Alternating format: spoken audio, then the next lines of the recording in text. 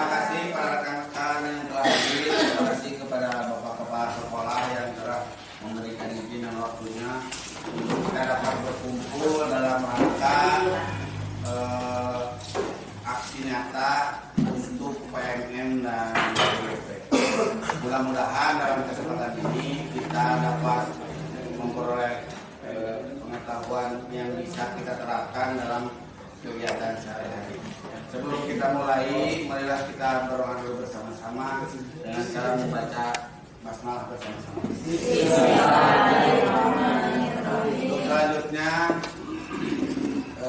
saya serahkan kepada kepala sekolah untuk memberikan arahan dan untuk kegiatan ini. Kepada Bapak saya perlu MPD, kami persilakan. Bismillahirrahmanirrahim. Assalamualaikum warahmatullahi wabarakatuh. Alhamdulillahirrahmanirrahim.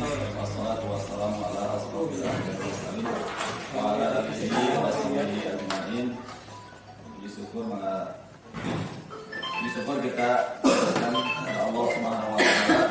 Salawat dan salam semoga tercurah kepada junjungan kita Nabi Muhammad sallallahu alaihi wasallam, kepada keluarganya, para sahabatnya, para Bapak Ibu guru yang saya hormati. Alhamdulillah pada kesempatan ini kita masih bisa beraktivitas dalam keadaan sehat walafiat. Mudah-mudahan nikmat sehat dan panjang usia selalu dilimpahkan kepada kita oleh Allah Subhanahu wa taala. Selanjutnya guru-guru diharapkan untuk ikut aktif dalam kegiatan PMM, ya. Kita luangkan waktu dalam menggunakan handphone, ya, atau telepon, lebih membuka akses PMM. Dan dari sana kita bisa mengakses hal-hal yang berkaitan dengan proses pembelajaran, baik itu perencanaan, perencanaan, kemudian media pembelajaran dan hal-hal yang lainnya. Kita tinggal membuka, kemudian melihat video, mendengarkan, kemudian nanti ada isian dan akhirnya kita akan melakukan apa? Karya aksi nyata. Alhamdulillah dari situ juga Ibu Ani itu sudah mau melakukan kegiatan aksi nyata. Maka kita berikan aplaus juga untuk baik. Kegiatan ini diikuti oleh guru-guru yang lain. Sama Kota Tasikmalaya, rapotnya sekarang merah berkaitan dengan PMM karena guru-gurunya masih belum menggunakan PMM.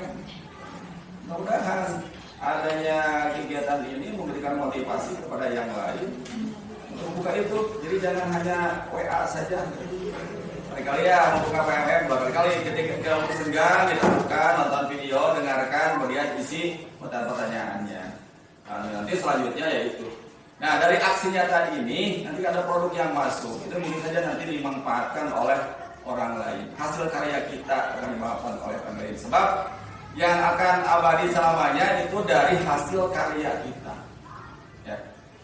Itu akan selalu ingat. Oh iya, PP Minggu Ani terus digunakan terus oleh semua. Karena sekali kalau misalnya yang lain membuka PMM untuk materi yang sama itu kan muncul, ya, akan muncul.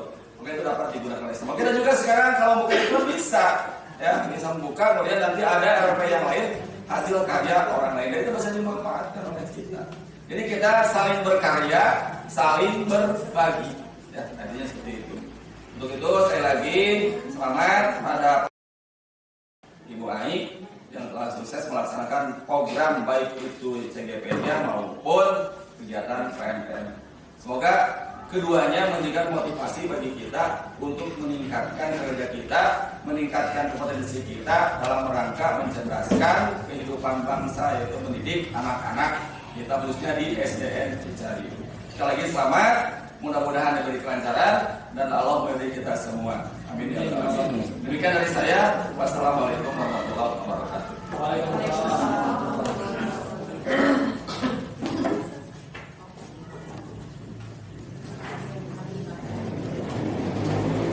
Terima kasih.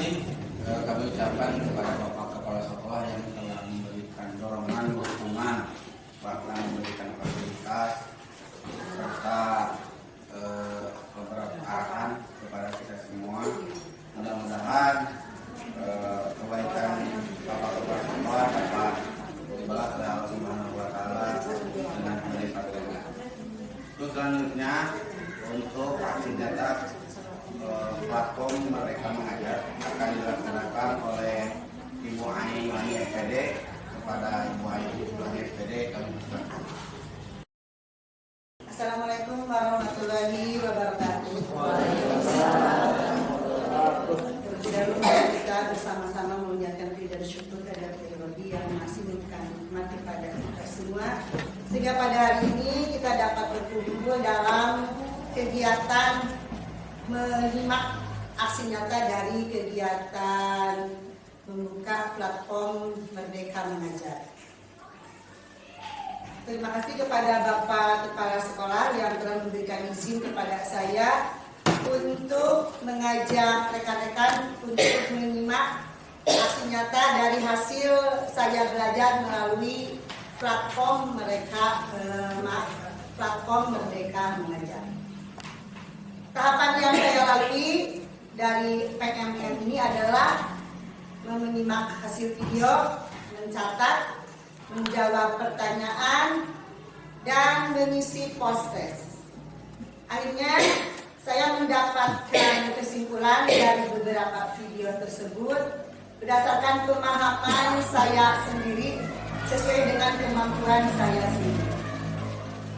Aksi nyata ini diberi judul untuk menyebarkan pemahaman mengapa kurikulum perlu berubah. Seperti kita ketahui, kurikulum itu sudah mengalami beberapa kali perubahan.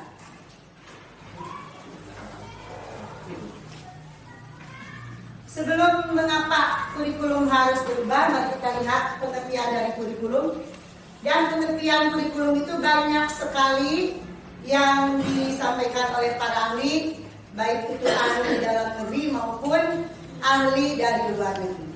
Saya hanya mengambil kesimpulan yang saya pahami secara sederhana, bahwa kurikulum adalah pedoman penyelenggaraan pendidikan atau kegiatan pembelajaran untuk mencapai tujuan tertentu.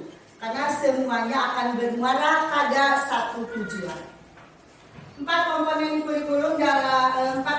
dalam kurikulum yang disampaikan oleh Will Taylor. Satu, ada tujuan. Kedua, ada konten.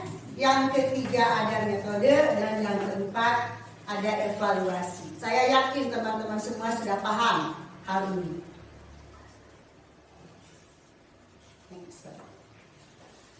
Kurikulum yang dibuat pasti memiliki fungsi tertentu. Apa kurikulum bagi kita? Fungsi kurikulum bagi guru sebagai pedoman kerja bagi pihak guru atau pendidik. Dengan adanya kurikulum, pendidik dapat mengadakan evaluasi terhadap perkembangan peserta didik dalam menyerap ilmu dan pengalaman yang telah diberikan. Kalau tanpa kurikulum tidak akan ada arah yang jelas, maka kurikulum itu sangat diperlukan. Sesuai dengan sifatnya yang dinamis, maka kurikulum harus mengalami perubahan karena zaman terus berubah. Jika suatu kurikulum statis, kurikulum tersebut tidak akan belum tentu cocok untuk satu zaman tertentu dan zaman selanjutnya. Dalam perjalanannya, kurikulum telah mengalami beberapa kali perubahan. Sekarang pun kurikulum mengalami perubahan. Kita kemarin sudah menggunakan kurikulum 2013 dan kebetulan tahun ini kita masih menggunakan kurikulum 2013. Dan pemerintah sudah mendengungkan adanya kurikulum merdeka. Mengapa sebuah kurikulum harus berubah? Hal ini disebabkan adanya isu-isu kekinian. Yang pertama, adanya perubahan iklim global. Yang kedua, teknologi digital. Yang ketiga, industri multinasional. Dan yang keempat, adanya transformasi budaya. Mudah-mudahan nanti ketika kita mulai menginjak menggunakan kurikulum 2013, kurikulum merdeka, kita sudah siap. Kurikulum yang baik adalah kurikulum yang sesuai zamannya, sehingga perlu dilakukan adaptasi sesuai konten dan karakteristik murid. Jadi dalam kurikulum Merdeka yang menjadi pusat itu adalah murid. Hal ini sejalan dengan pendapat dari Bapak Pendidikan yaitu Ki Hajar Dewantara yang mengatakan bahwa pendidikan adalah menuntun segala kodrat yang ada pada anak-anak agar mereka dapat mencapai keselamatan dan kebahagiaan yang setinggi-tingginya, baik sebagai manusia maupun anggota masyarakat. Jadi dengan kurikulum ini anak harus bahagia dalam belajar. Anak jangan merasa terbebani dengan beban belajar yang guru sampaikan. Next. Nah, mengapa kurikulum penting untuk diubah? Pertama, kurikulum penting untuk diubah agar sesuai dengan perkembangan zaman. Tugas kita sebagai guru untuk menyiapkan peserta didik menghadapi zaman yang sama sekali berbeda dengan ketika zaman kita belajar dulu. Yang kedua, kurikulum harus terus dikembangkan atau diadaptasi sesuai konteks dan kebutuhan peserta didik untuk membangun kompetensi sesuai masa kini dan masa yang akan datang. Jika kurikulum masih yang lama, belum tentu sesuai dengan konteks masa sekarang. Yang ketiga, contoh dari mengapa kurikulum harus diubah dari segi cita-cita. Dulu ketika kita masih kecil, cita-cita hanya sebatas jadi guru, jadi dokter, jadi pilot, jadi masinis. Zaman sekarang cita-cita semakin berkembang. Zaman sekarang ada banyak berbagai jenis pekerjaan. Misalnya ada yang jadi animator, youtuber, ilustrator, penemu aplikasi game dan sebagainya. Hal ini merupakan hal yang baru. Maka kurikulum perlu diubah disesuaikan dengan kebutuhan zaman. Kerangka dasar dalam kurikulum Merdeka. 1. Adanya tujuan pendidikan nasional. 2. Profil belajar Pancasila.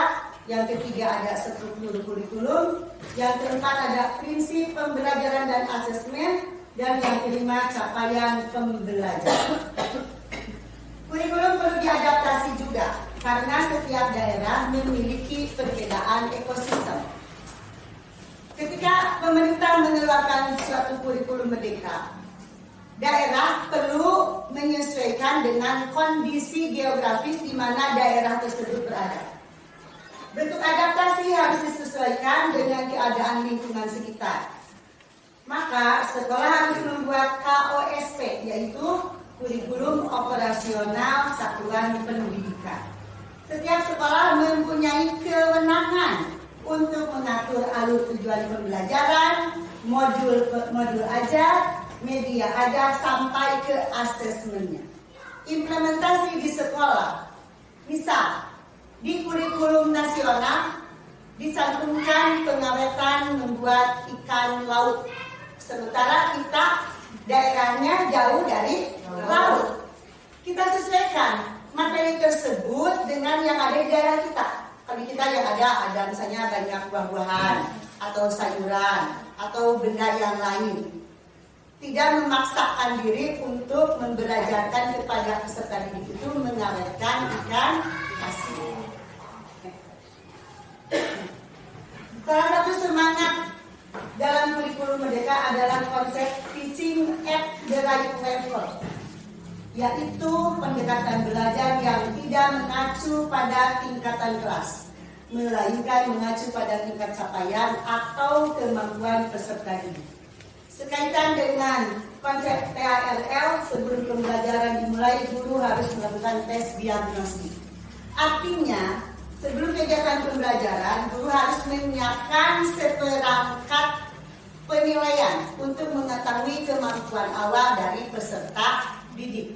Setelah dilakukan tes diagnostik, akan didapat pengelompokan siswa yang membutuhkan perlakuan khusus dari guru. Maka akan muncul yang namanya pembelajaran berdiferensiasi. Rupanya penjelasan dari saya tentang aksi nyata menyebarkan pemahaman mengapa kurikulum harus berubah cukup sampai di sini. Mohon maaf jika banyak kesalahan. dan banyak kekurangan. Mudah-mudahan teman-teman tidak puas, sehingga teman-teman bisa menggali dan menggali kembali.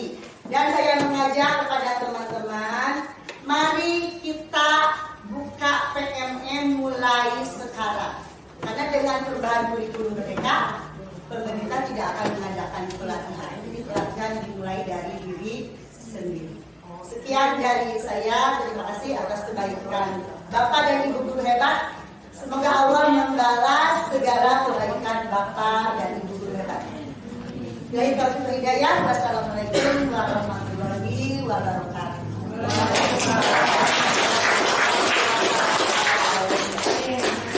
Terima kasih kepada Ibu Ani Yohani SPD yang telah menyampaikan pemahaman tentang kurikulum Merdeka